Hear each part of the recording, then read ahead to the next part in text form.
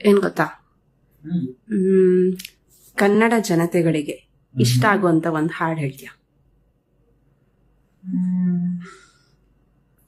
7 ಕೋಟಿ ಕನ್ನಡಿಗರಿಗೂ ತುಂಬಾ ಇಷ್ಟ ಹಾಡು. ಹಾಡ್ಲಾ? ಹೌದಪ್ಪ. ಓಕೆ, ಒಂದ್ ರಿವ್ಯೂ ಹೇಳ.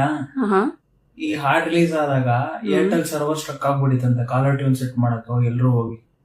ಏಕೆ ಅಂದ್ರೆ ಅಷ್ಟು ಕ್ವೈಟ್ ಪಾಪ್ಯುಲರ್ ಸಾಂಗ್ ಕನ್ನಡ.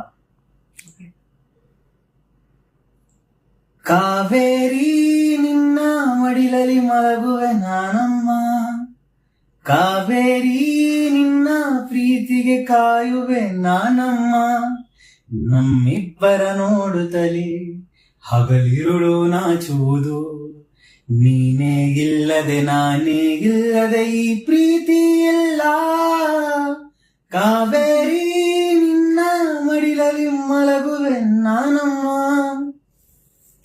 ಆಹಾ, ಸೂಪರ್.